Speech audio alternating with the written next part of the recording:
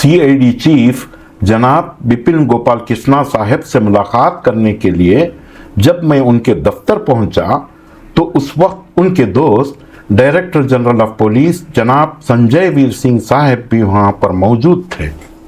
संजय वीर सिंह साहब ने कहा कि मिस्टर मोहसिन, तुम ये ना समझो कि तुम्हें यहाँ पूछताछ के लिए बुलाया गया है, बल्कि एज ए क्यूरियोसिटी हम तुमसे मिलना चाहते थे और तुम्हारे कुरान प्रोजेक्ट के बारे में जानना चाहते थे। और हम जानते हैं आप एक बिजनेसमैन हैं और ये कुरान का काम तो तुम्हारे रिलीजियस लीडर्स के करने का है, आप क्यों कर रहे हैं? इस पर मैंने कहा, सर, अल्लाह की तौफीक से कुरान को बड़े पैमाने पर दूसरों तक पहुंचाने का एक बड़ा मंसूबा मैंने बनाया और इस मंसूबे को मैंने दीनी जमातों के रूबरू पेश किया तो उन्होंने ये कहकर इनकार कर दिया कि हालात साजगार नहीं हैं।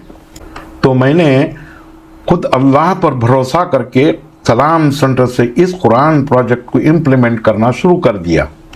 मेरा जवाब सुनते ही बिपिन साहब ने कहा, इतने बड़े पैमाने पर खुलेआम ये काम करने के लिए सिंसियरिटी और बहुत ही हिम्मत चाहिए।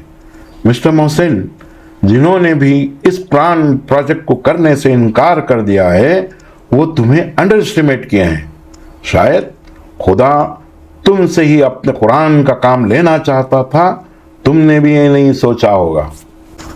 फिर संजय वीर सिंह साहब ने कहा कि मिस्टर मोहसिन, यूं तो आप गैर मुस्लिमों में कुरान को उनकी ज़बानों में पहुंचा रहे हो, इसी तरह क्यों ना मुसलमानों में भी तर्जुमे के साथ कुरान पहुंचाते, इसकी भी शदीद ज़रूरत है।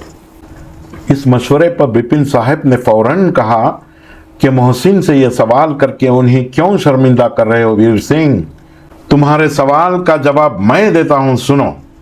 उनके पास कई मसलकों के जमातों के कुरान के तराजिम हैं। अब मोहसिन कौन कौन से मसलक और किन किन जमातों के कुरान के तराजिम देंगे?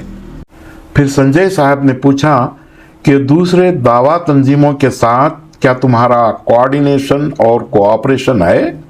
मैंने कहा, नहीं है सर, नहीं है। अल्लाह की मदद से मैं अकेला ही ये काम कर रहा हूँ। फिर बिपिन साहब ने कहा कि संजय, कोऑर्डिनेशन और कोऑपरेशन की तो दूर की बात, मुझे बड़े अफसोस के साथ ये कहना पड़ता है कि पूरी मुस्लिम कम्युनिटी बिखरी पड़ी हुई है।